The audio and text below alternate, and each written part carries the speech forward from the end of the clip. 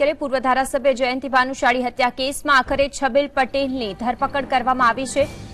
એસઆઈટીના ACP JP Raval અને તેમની ટીમે છબીલ પટેલની ધરપકડ કરી છે। અમેરિકાથી આવતી એમિરેટ્સની EK538 ફ્લાઇટમાં અમદાવાદ આવેલા છબીલ પટેલને એરપોર્ટ પર જ ઝડપી લેવાયો। એસઆઈટીની તપાસમાં ભાનુશાળી હત્યાકાંડ પાછળનું સાચું કારણ બહાર આવવાનું કાઉન્ટડાઉન શરૂ થઈ ગયું છે। છબીલ પટેલે કયા કારણોસર જયંતિ ભાનુશાળીની હત્યા કરાવી તે રહસ્ય હજુ પણ અકબંધ છે। ત્યારે એસઆઈટી પોલીસ ષડયંત્રકાર છબીલ પટેલને સાથે રાખી હત્યાકાંડના કાવતરા મુદ્દે રિકન્સ્ટ્રક્શન કરાવે તેવી શક્યતા છે। છબીલ પટેલને કોર્ટ સમક્ષ રજૂ કરી હત્યાકાંડની પૂછપરછ માટે રિમાન્ડ માંગવામાં આવશે। તો અમેરિકાથી પરત ફરતા છબીલ પટેલની ધરપકડ કરી લેવામાં આવી।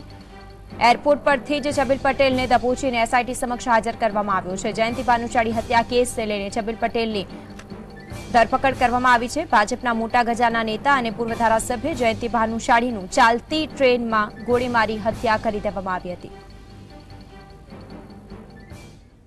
તો વધુ વાતચીત કરીશું, સંવાદદાતા નિસર્ગ જોડાઈ ગયા છે, તેમની પાસેથી વધુ માહિતી મેળવે। નિસર્ગ, જે રીતે છબીલ પટેલને એરપોર્ટ પરથી જ દબોચી લેવામાં આવ્યા અને ત્યાંથી જ તેમની ધરપકડ કરવામાં આવી છે, એસઆઈટી સમક્ષ હાજર કરવામાં આવ્યા છે, વિગતો શું સામે આવી રહી છે?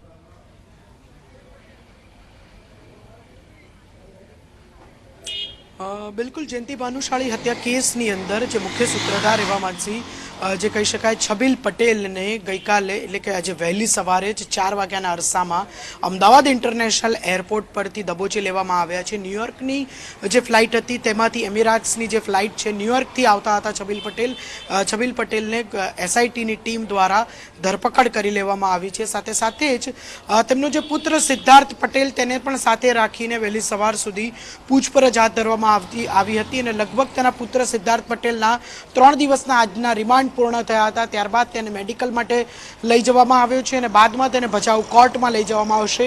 મહત્વનું છે કે આ કેસની અંદર લગભગ 5 કરતાં વધુ આરોપીઓની અત્યાર સુધીમાં એસઆઈટી દ્વારા ધરપકડ કરી લેવામાં આવી છે, પરંતુ આ કેસની જે મુખ્ય સૂત્રધાર પણ જે ગણી શકાય છબીલ પટેલ અને તેની આસપાસ રચાતા સમીકરણો એવી મનીષા ગોસ્વામી હજી સુધી પોલીસ ગિરફ્તમાંથી ફરાર છે। સાથે જ એક પત્રકાર ઉમેશનું પણ નામ આવે છે, તે પણ પોલીસ ગિરફ્તમાંથી ફરાર છે। સહિત જે સુરજીત ભાવ નામનો જે શખ્સ છે તે પણ હજી પોલીસ ગિરફ્તમાંથી ફરાર છે। એટલે લગભગ આજે પોલિટિકલ મર્ડરની જે વાત હતી ભાનુશાળી કેસની અંદર, એ પોલિટિકલ મર્ડર જ આ કેસ હતો તે વસ્તુ સ્પષ્ટ થાય છે।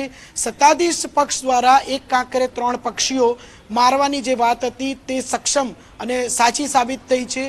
જયંતિ ભાનુશાળી કે જેનું કાસળ કાઢી નાખવામાં આવ્યું છે, છબીલ પટેલ કે જે ભાજપને પણ નુકસાન કરતા વ્યક્તિ હતો તેને પણ ફરિયાદની અંદર ઉલ્લેખ કરવામાં આવ્યો છે અને શાર્પ શૂટરો દ્વારા કબૂલાત કરવામાં આવી હતી કે આ સમગ્ર કેસની અંદર સોપારી આપનાર વ્યક્તિ છબીલ પટેલ હતો। અને મનીષા ગોસ્વામી જે ભાજપની અંદર ખૂબ જ ચર્ચાસ્પદ વ્યક્તિ છે તે પણ તેનો પણ આ ફરિયાદની અંદર ઉલ્લેખ છે, એટલે આગામી સમયની અંદર તેની પણ ધરપકડ થઈ શકે તો નવાઈની વાત નથી। બિલકુલ નિસર્ગ, અત્યાર સુધી કેટલાની અટકાયત કરી લેવામાં આવી છે, કેટલાની ધરપકડ થઈ છે, સાથે સાથે સિદ્ધાર્થ પટેલની પણ પૂછપરછ કરવામાં આવી છે, છબીલ પટેલ આખરે પકડાઈ ગયો છે, કોઈ મોટા નામ ખુલે તેવી પણ શક્યતા?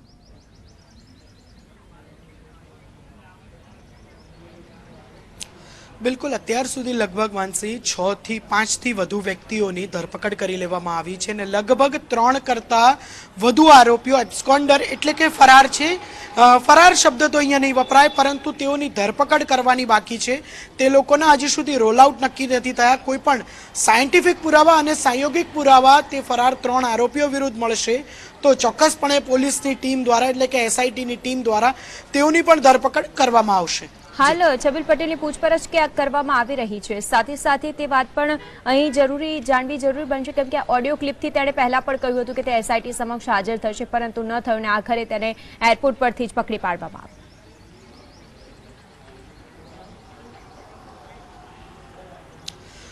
બિલકુલ માનસી, કે જે પ્રમાણે આપણે જણાવ્યું કે હાલ તેને કઈ જગ્યાએ રાખવામાં આવ્યો છે, કઈ જગ્યાએ તેની પૂછપરછ ચાલી રહી છે, આ રેલવે સુપ્રિન્ટેન્ડન્ટ ઓફ પોલીસ એટલે કે રેલવે અધિક્ષકની કચેરી છે, ત્યાં આગળ છબીલ પટેલને રાખવામાં આવ્યો છે। આ જ ઓફિસમાંથી તમામ એસઆઈટીની ટીમની રચના થઈ હતી અને તમામ આરોપીઓને અહીંયા આ જ ઓફિસમાં લાવવામાં આવતા હતા અને તેઓની પૂછપરછ કરવામાં આવતી હતી અને તેઓનો જે રોલ આઉટ આ જ ઓફિસ પરથી એટલે કે આ જ પોલીસની કચેરી પરથી નક્કી કરવામાં આવતો હતો અને ત્યારબાદ સજાની જોગવાઈઓ એટલે કહી શકાય કે આ કેસને લઈને જે કંઈ પણ કાગળ કાર્યવાહીથી લઈને ફિઝિકલ કાર્યવાહીની જે વાત કરીએ એ આ જ કચેરી સુપ્રિન્ટેન્ડન્ટ ઓફ પોલીસની કચેરી વેસ્ટર્ન રેલવેની છે ત્યાંથી જ કરવામાં આવતી હતી. બીજી વાત કે જે છબીલ પટેલ જે આ કેસનો ખૂબ જ મુખ્ય સૂત્રધાર છે, શરૂઆતના તબક્કામાં છબીલ પટેલ દ્વારા એ પ્રકારની વાત કરવામાં આવતી હતી અને પોતાની ઓડિયો ક્લિપ પણ છબીલ પટેલે રજૂ કરી હતી કે તે પોતે આ કેસની અંદર ઇન્વોલ્વ નથી, પરંતુ ગુજરાત પોલીસને તે સંપૂર્ણપણે 100% સહયોગ આપશે, જ્યાં પણ જરૂર જણાશે ત્યાં તે હાજર રહેશે, પરંતુ તેના જે કામ અબ્રોડની અંદર છે તે પૂર્ણ થઈ જશે ત્યારબાદ છબીલ પટેલ આવશે. એટલે કહી શકાય કે તેમના કામ પૂર્ણ થઈ ગયા હતા અને છબીલ પટેલને લાવવામાં આવ્યો છે તેવું પણ પોલીસ વિભાગ દ્વારા માનવામાં આવી રહ્યું છે. એટલે છબીલ પટેલ પણ હાલ અત્યારે પોલીસ ગિરફ્તમાં છે.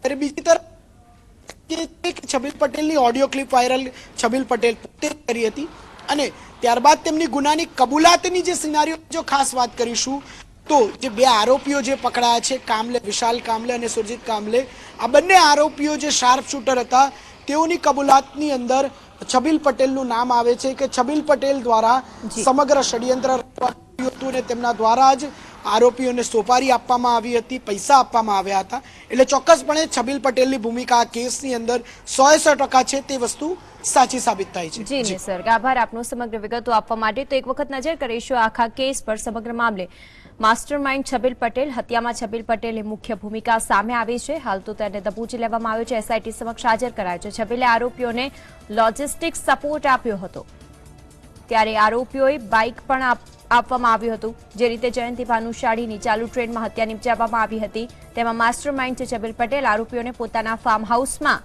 છબીલ પટેલે રાખ્યા હતા.